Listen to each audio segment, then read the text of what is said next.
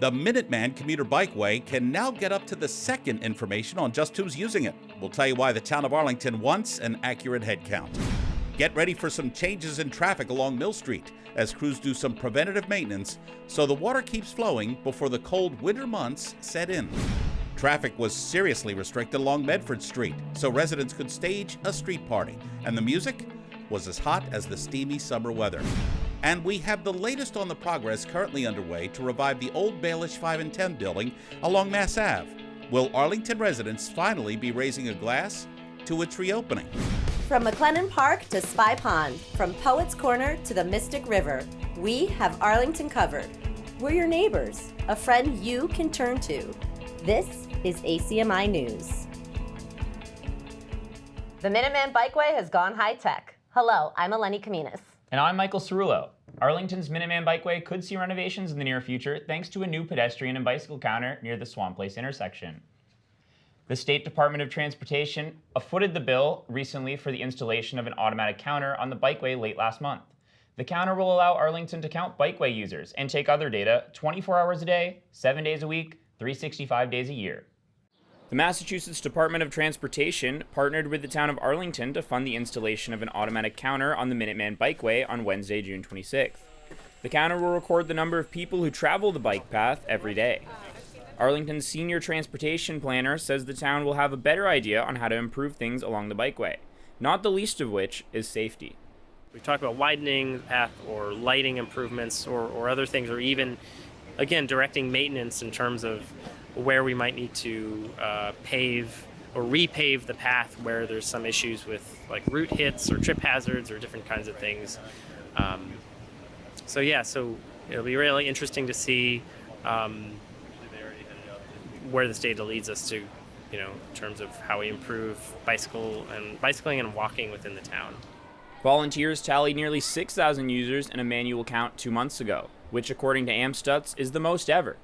The chairman of Arlington's Bicycle Advisory Committee says the counter also allows an opportunity for volunteers to observe different patterns along the bikeway.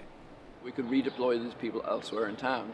Or at other times we could sort of say, okay, well, maybe some winter counts, maybe halfway between here and Alewife. How many more people pick up the trail before they get to Alewife? Getting a better snapshot of different parts of the town as to who and where people are getting on and off the trail. Tonkin says data will be used to address safety concerns, such as plowing the path in the winter, building additional facilities, and adding lights for nighttime riders. There's been moves to maybe have lighting in parts of the trail, especially towards Alewife. You note that the trains keep rolling until it's way past dark, and people are on the path, and it's that's sometimes safety would be better served with a bit of lighting. So if we have some firm numbers about how many people are using this all the time around, it'd be really... Those who frequent the bikeway are also interested in what the data may find. I have noticed that, at night that these places are dark, and that, sometimes some people are hanging out here, and you want to make it as safe as possible for especially the young people who want to use these paths. In the wintertime, having more frequent plowing, I know that's challenging, but it would make it so that we could really rely on it as a way to get into railway. At the end of the day, Tonkin says the counter is only the first step in making this an enjoyable and safer bike path. In general, just, it is a safety thing. There was a very tragic incident recently in Lexington where an Arlington resident unfortunately died, and this is sort of brings home that everyone has to show courtesy to everybody else and really be aware of the surroundings. It's not all about me, it's about who's around you. MassDOT plans to install at least 4 counters like this across the Bay State to collect more data about shared use paths like the bikeway. Arlington leaders are looking to increase diversity among town employees, which is why there's a current job opening for a town coordinator of diversity, equality, and inclusion. The new position would also assist Arlington's Human Rights, Disability, and Rainbow Commissions. The job was posted earlier this month and offers an annual salary of up to $80,000 a year plus benefits. So this is a new position. It's a position we're really excited about. It's the coordinator of diversity, equity, and inclusion. It really stemmed from a series of conversations we've had over the past couple of years about how we can improve diversity in our workforce, how we can make sure that we're expanding upon our efforts to be a diverse, welcoming, and inclusive community. And those those efforts and those discussions led to us saying we need to bring someone on staff that can work with the Human Rights Commission, the Rainbow Commission, the Disabilities Commission, and make sure that we have a focused staff member that can help to move that agenda forward. Any date as to when you want to hire this new coordinator? So the posting's open, I think, till the end of July. We'll probably go through a resume screen and interview process over the course of August. If we're lucky, hopefully we could have an offer made to somebody by early September. So I would think in early fall we could have somebody on board. Chapdelaine tells ACMi News since the new coordinator will investigate complaints about disability accommodations and help in implementing plans to increase access to people with disabilities, the town is looking for someone who is proactive and discreet. The Department of Public Works is doing some serious upgrading along Mill Street. It's part of the town's ongoing capital improvement program. Town leaders say the water mains on the roadway have reached the end of their useful life and will be replaced to upgrade this area's water distribution program. The project is set to get underway this week and is expected to continue through the end of August. During work hours, traffic is restricted to only one lane, with only one-way access allowed from Mass Ave to Mill Street. Mill Street's really had a rough go over the past couple of years. We've replaced gas mains, or the gas companies replaced gas mains, and now we need to get in there and do the water main work. The good news is, once we do the water main work, we'll be able to resurface the road, and Mill Street will be in a much better condition than it's been for the last couple of years. But you're right, the water main has reached its useful life. It's part of our water main replacement program that we're doing across town, and hopefully over the course of the next 3 months or so, we'll be doing that project. There will be some inconvenience for commuters, but once that's done, again, hopefully we'll be in a much better shape than we are right now. The project will be overseen by the DPW and performed by the GTA company, the town's contractor. The need for food assistance does not diminish in the summer. The folks who will work to fill that need in Arlington just saw their highest numbers this week, serving around 100 families out of their market at one time. This despite some changes. ACMi's Brenda Mahoney has more. A couple of changes for the place where Arlington residents can get food. The Arlington Food Pantry merged with Arlington Eats, and they're in a new location here at St. John's Episcopal Church on Pleasant Street. The one thing that hasn't changed, the services, including a summer lunch program for kids. We previously were two grassroots organizations, the Arlington Food Pantry and Arlington Eats, that came together back in 2017. And then in 2019, this past spring, we rebranded ourselves to be Arlington Eats. So all our programs are under Arlington Eats, and the food pantry is now called the Arlington Eats Market. We know here in Arlington that 3,500 individuals are food insecure. Again, that's a number that just really blows our minds when we think about it. I mean, Arlington is a wealthy suburban town, great schools. So we know that there's probably a lot of folks that we don't see. Maybe it's our own neighbors. And so really here at Arlington Eats, what we're all about is neighbors serving neighbors. So our summer lunch program just kicked off this week on Monday through Thursday for the next 6 weeks.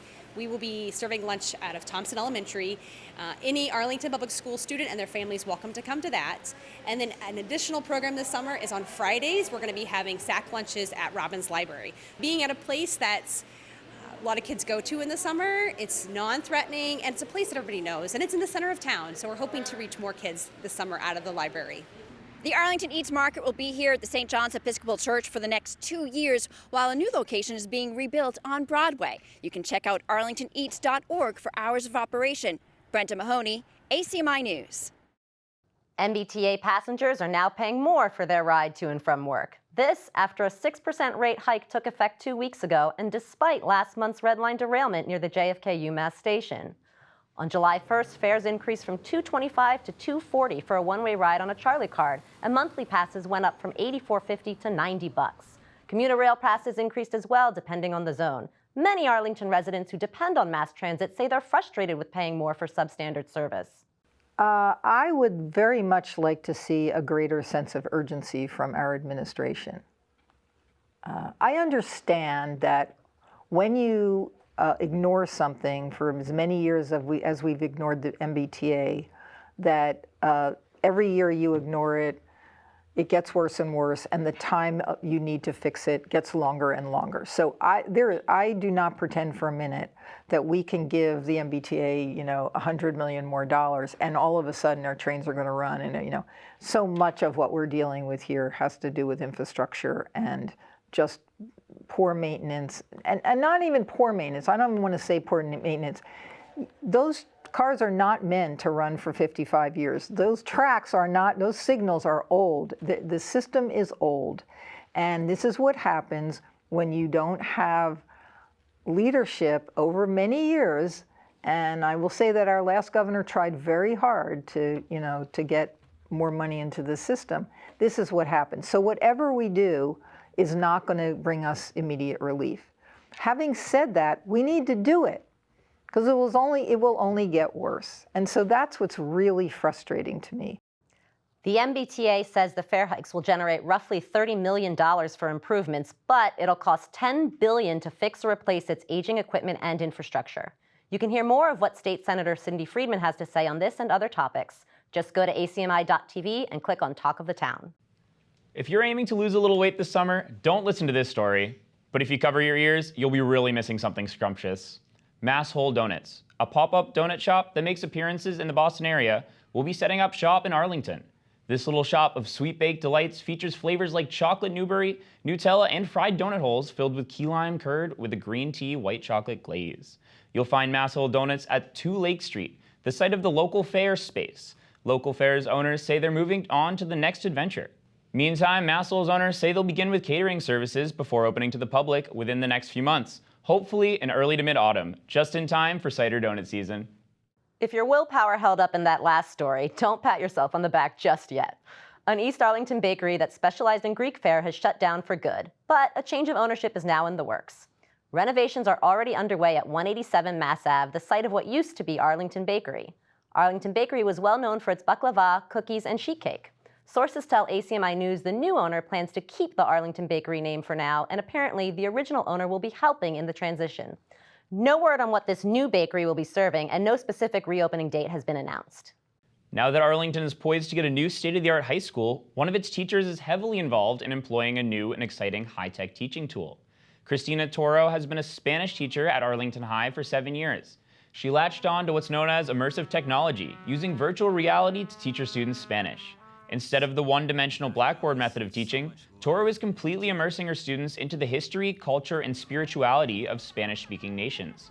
She says it allows students to get a front-row seat to several fascinating cultures, which provides more incentive to the overall learning experience. So when I saw virtual reality, it was something, kind of taking a risk myself. I had never, kind of self-taught, in terms of getting the technology, starting to use it in my classroom. And it's still so new that I really had to spend time finding videos and where do I find the videos, what quality videos there are. And what some of the videos that I found that really even blew me away were getting to go to archaeological sites in Mexico or in Chile, and all of a sudden I got to see what this pyramid that I've seen a picture of, I've seen videos of it plenty, but to actually be immersed into it gave me a whole new perspective. I got to understand how tall something was, I got to see how far away it was, and I got to see something in finer detail that maybe I would be lost if I was sitting in a classroom or the same thing with my students, because it's a nice day out, they might be looking out the window when I'm showing a video, they could be talking to their partner, looking at their phone, they might be tired, and so when you're in the immersive technology, they're nowhere but in that new world. I had a student recently say the student that I was in September was not the student that left in June, and said I felt so changed and I see the world in a new light where I wouldn't see that before. The best part is when the students say, "What? Class is already over?" And I said, that means that you must have had some fun. So that's another kind of takeaway that I know that they're engaging in it. Or they'll say, I overhear students say, "I can't wait to tell my mom what I just saw." It's that kind of excitement that gets them hooked. Next week on ACMi News, we'll be taking a closer look at this high-tech teaching tool, how it can be applied to virtually every subject, and how it's transforming the learning experience, not only in Arlington, but worldwide. Traffic noise was replaced with music as Arlingtonians enjoyed a block party in front of the Regent Theater June 29th. This festive event took place from the first block of Medford Street to the Municipal Lot Park entrance and included music, snacks, shopping, and the perfect summer celebratory atmosphere. ACMi News anchor Carla Dorado was treated to a tattoo. Now all she needs to go with it is the perfect Harley-Davidson hog. This Live Arts Arlington party comes courtesy of the Program and Festivals Committee, the Arlington Commission for Arts and Culture. Yeah, it's great to see people come out. Really like seeing people on the street. I like when they close the street and it's more people instead of cars. Having the businesses open and having everyone get together and have a good time. Well, it's causing all sorts of traffic around town, but otherwise it's fine. Actually, there's no traffic problem at all, but it seems great. And the fact that they got Vance Gilbert to play is awesome. I mean, we used to go see him all sorts of venues where we actually had to pay for it, and to think that we could just walk down the street and see him, it's fantastic. It's not your going that's so tragic, it's you leaving me here. You left the cap off the happy and now it's spilling. I got this empty cup and you filled it up with a lot of missing Dixon talk. That's Arlington resident and multicultural arts teacher Vince Gilbert, singer-songwriter who's been knocking them dead with his open mic. It was hot, humid, and sticky, proof that we're in the dog days of summer. Coming up on the other side of the break, an update to a story we had for you last May. The old Balich 5 and 10 building is set to undergo a major renovation. And that calls for a toast. We'll have the latest on the proposed Heights pub when we come back. If you see news happening in your area and you have a smartphone, you can see it, shoot it, send it. Make sure to hold your phone horizontally and send us your video. Or share your video with us on Facebook, Instagram, and Twitter. Just look for ACMi News. When you call, we'll talk about the reasons you smoke, why you want to quit, and what can make quitting easier for you. Together, we'll find the tools that will help you the most. I can help you find tools and ideas to give you the best chance of quitting smoking based on your own situation. There are many different approaches to quitting smoking, and most people find that a combination of tools works best. For example, you can use texting programs, online tips and information, or mobile apps like QuitStart. Your coach can give you a list of other resources to help you quit. Nicotine replacement therapy, or NRT, which usually comes in the form of patches, gum, and lozenges, gives you a small controlled dose of nicotine. It can reduce withdrawal symptoms and cravings and has helped a lot of people when used as directed. You may be able to get a starter kit of NRT from your state quit line. Your doctor may also prescribe medications to help you quit smoking. Medications, like nicotine replacement, can help with the physical part of addiction. Resources like online and mobile tools can help you handle cravings when you can't call a coach. And other tools, like your quit plan, can help you avoid triggers. Just knowing that others had used these techniques to quit smoking really helped me. It told me these things actually work. Ready for your own quit line success story? Call 1-800-QUIT now or visit cdc.gov/quit to get started. An update now to a story we aired months ago on a plan to bring the first sit-down pub to the Heights and where the pub would be located. Happens to be an old favorite building of Arlington Heights. ACMi's Jeff Barnett reports, if everything goes down smoothly, Arlington Heights residents will soon have something to toast. This is what the Balich 5 and 10 building on Mass Ave looks like inside now, but in a few months, it could look like this. The lessee who runs the First House Pub in Winchester wants to bring a pub like this to his hometown of Arlington Heights, and it would be the only sit-down restaurant pub in this part of town. I'm really looking forward to it. I grew up in Arlington, and especially in the Heights. I remember walking down when I was a kid to D'Agostino's and Balich, and just knew there was a need for something with a full liquor license in the Heights, and felt that it will do well and be good for the community as well. Jim says he's not wasting any time getting a pub up and running. Ideally, he's looking at late fall, early winter of this year to open what will be known as the Heights Pub. I definitely, think it's going to be good for the community and be able to walk down, get something to eat, get something to drink, and be able to relax. I know I was looking for it when I was, when I lived in Arlington, so I just think it'll, bring the community together and have a place to gather. Jim O'Rourke tells me that the First House Pub can accommodate up to 70 people. It has 2,000 square feet, and a lot of the people who come into the First House Pub are regulars from this area. They just come in for a little bar food, some American fare, maybe a few drinks. They just want to sit back in a quaint locale, kick back, and relax. Meantime, here in Arlington Heights, the Balich building is slightly larger at 2,100 square feet. But since Arlington Heights has about the same type of atmosphere as downtown Winchester, Jim O'Rourke wants to keep his clientele to a maximum of about 70 people. So a building that for more than 60 years was a 5 and 10 could soon become a building where you can order a 7 and 7 if Jim gets his way. Jim's Winchester Pub is in an area very similar to the Heights, and he says before signing the lease, he investigated the parking issue. There's 29 spots on Park Ave, Davis Road. There are no houses on there, so all those spots are available. And then right on Mass Ave, I have gone through at night, 6, 7, 8 o'clock at night before we signed the lease to make sure that there was going to be spots, and there always seemed to be plenty. If the deal goes through, this will be a very familiar sound in the Heights. And with 65 to 70 people bringing good spirits into this venerable but empty building, Jim says he wants to run a pub where everybody knows his name. I'm very excited. I think it's every restaurant owner's dream to, be in their hometown. And I'm really looking forward to help the community out and start doing business there. For ACMi News, I'm Jeff Barnes. O'Rourke tells ACMi News he's been in touch with the town planner and he has to comply with the certain specs like elevation and window compliances. After that, the next step will be the zoning board, the select board, and finally the State Alcoholic Beverages Control Commission. Getting through all that paperwork takes roughly 4 months, but it sounds like it'll be worth the wait. That'll do it for us here in Studio A. Thanks so much for joining us. I'm Eleni Kaminas. And I'm Michael Cerullo. We'll see you next week.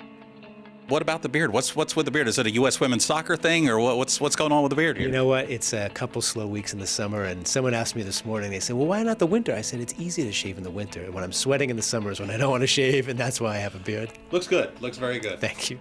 You can always check out our latest segments and newscasts on the web at acmi.tv/news.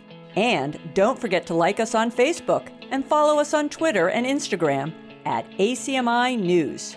Make sure to subscribe to our YouTube channel as well. You'll find us at youtube.com/ACMi News. If you have any news tips for us or wish to become a citizen journalist, we'd love to hear from you. Email us at news@acmi.tv or stop by ACMi Studio A at 85 Park Avenue.